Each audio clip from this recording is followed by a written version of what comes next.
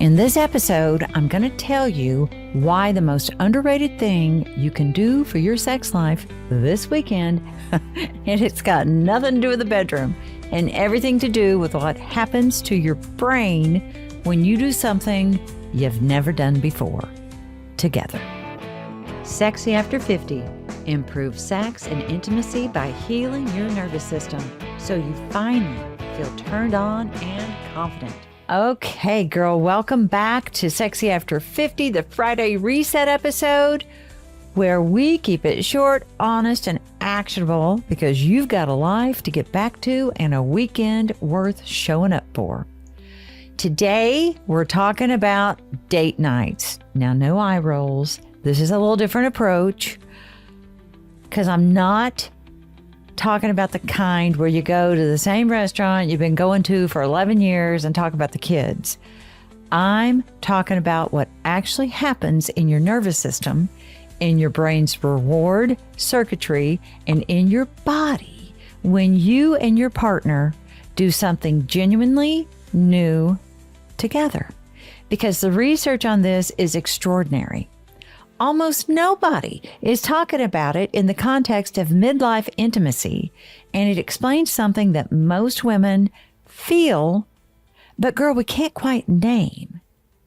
That the couples who still feel lit up by each other aren't luckier or more compatible. They are doing something specific, and you can do it this weekend. So let's get to it. Wait, I'm going to do a real quick commercial break. Don't leave me. It's just going to be a couple of seconds. But in August, I'm launching my Alive 28 Days to Rebuild Your Capacity for Pleasure, Presence, and Presence.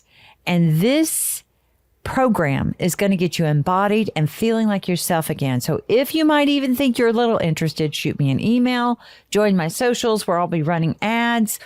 And I'm going to get you all the deets. Okay, that's it. Right back to it. I know when I'm listening to podcasts, I think a commercial, I just want to hear. But I got to share this stuff. Anyway, so here's a question I want you to sit with for a moment. When was the last time you did something with your partner that made your heart beat a little faster? And I don't mean from stress, not because he pissed you off, not from an argument, from genuine aliveness, from not knowing exactly what was about to happen next.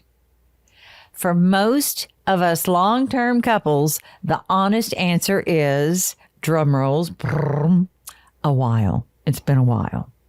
And that is not about failure. There's no shaming or blaming here. It's simply physics.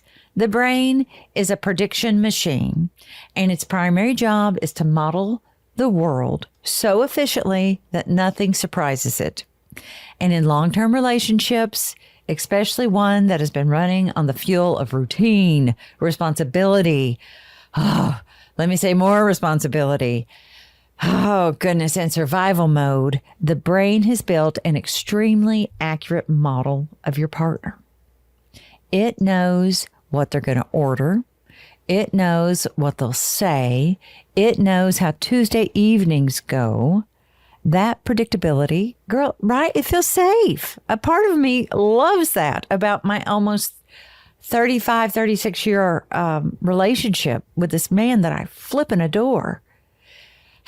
Because that safety is essential. But safety without novelty is where desire quietly starves. Here's the research that changed how I think about this. And y'all know I love building out these scripts, this podcast for y'all, because I get to research. And, I'm a professor, I'm an academic. I love research, and this really scratches that itch. So thank y'all for listening. But let's talk about psychologist Arthur Aron, who spent decades studying what keeps desire alive in long-term couples. And girl, he identified something he called self-expansion. What? Lean in a little closer. I'm going to tell you. This is the experience of growing, being challenged, and becoming more than you were before. As the primary neurological engine of sustained attraction. in a landmark study published in the Journal of Personality and Social Psychology. Now, it's a little old. It was 2000, but it was landmark, so those stand a little longer. But Aron and his colleagues gave couples either a novel, mildly challenging activity to do together or a familiar, pleasant one. The couples who did the novel activity showed immediate, measurable increases in relationship quality, and they reported feeling significantly more in love with their partner afterward. Isn't that interesting? That fascinates me. The activity, y'all, it was 7 minutes long. I'm looking at you, 7 minutes. I know you're busy, but you have 7 minutes. It was mildly silly, and it worked because novelty does something to the brain that familiarity simply cannot replicate. It reactivates, and y'all have heard this before, the seeking system, Panksepp's seeking system. That mesolimbic dopamine circuit, the oldest motivational architecture in the mammalian brain, responds to novelty the way a compass responds to north. Wow. Something new, something slightly unknown, something that requires the body to show up and be present. That is the raw material the seeking system runs on.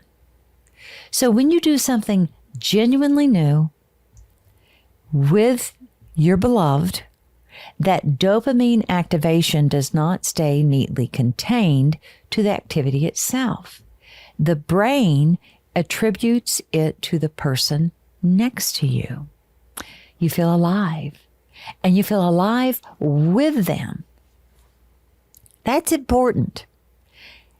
And it's not an accident. Y'all, this is neuroscience. And I think this is where it gets even more interesting. Way back in 74, the year my mama ran off with a rock and roll band.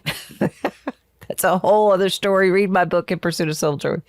But back in 74, psychologist Dutton and Arthur Aron ran what became one of the most replicated studies in the history of relationship research. They had men cross one of two bridges, a safe, stable one, or a high swaying suspension bridge that induced mild fear and elevated the heart rate.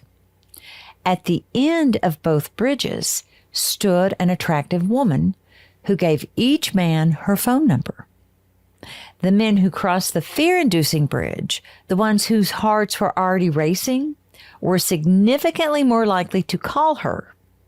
Their brains had taken that physiological arousal, that racing heart, those sweaty palms, and attributed it not to the bridge, but to the woman they met at the end of it. Isn't that, or actually she was on the bridge. She went at the end. It didn't matter. That's what the brain did. On the bridge, it's this woman. This is called Misattribution arousal.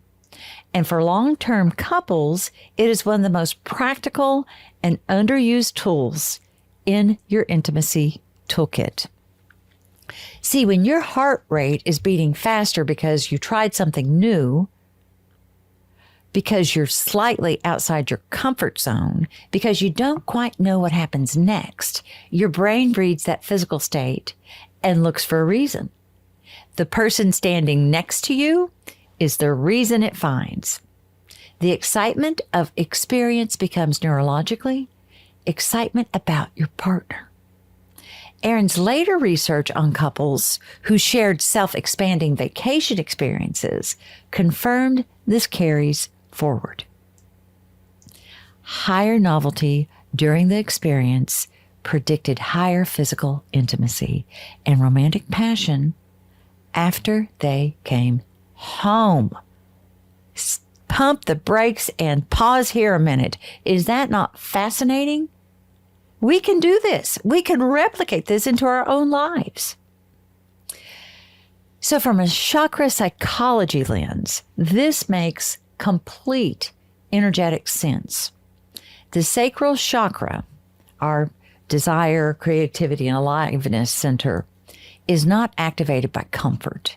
It's activated by flow, by movement, by the willingness to enter something unknown and let the body respond. When we live entirely in routine from the sacral center is going to go quiet. And this isn't from damage. It's from underuse. Novelty is the permission slip the sacral has been waiting for.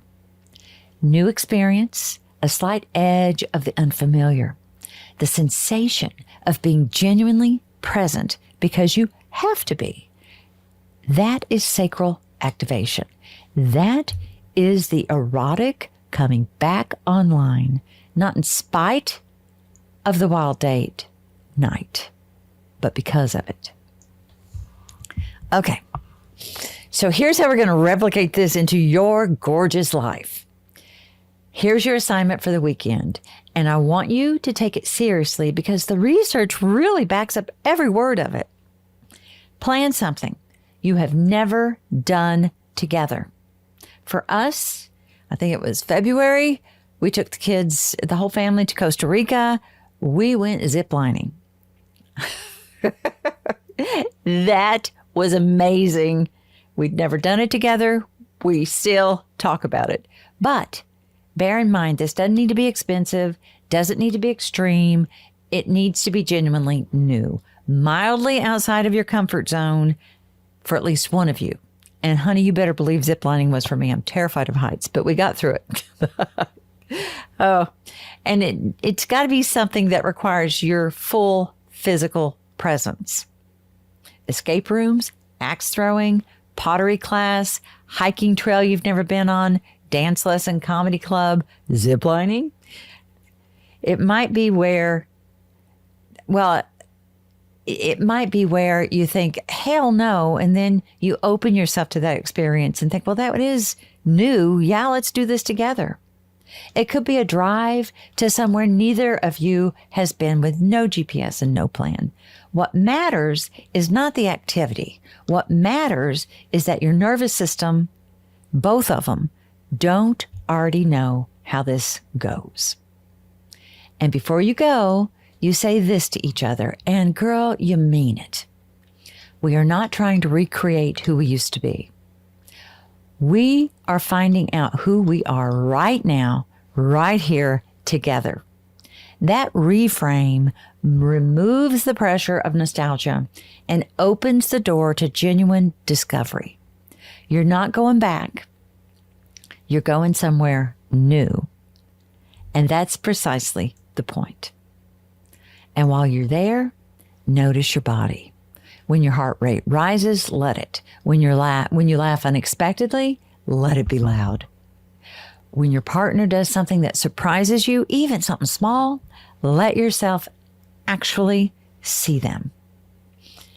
Aron's research found that the couples who got the most benefit from novel activities were the ones who stayed present enough to attribute the experience to each other.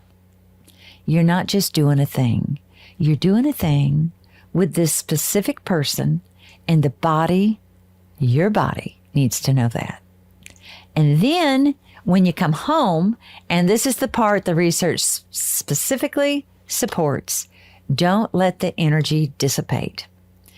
Don't let it turn into screen time in separate rooms. Stay in the activation. Make physical contact. Stay curious about each other. The neurochemical window after a genuinely novel, shared experience, girl, you better bet that's real. And it is where intimacy has the most room to move. This, my friend, is somatic foreplay. Not the kind anyone taught you, the kind that works on the nervous system before a single piece of clothing comes off. A wild date night is not a gimmick. It is not a Band-Aid over real intimacy problems.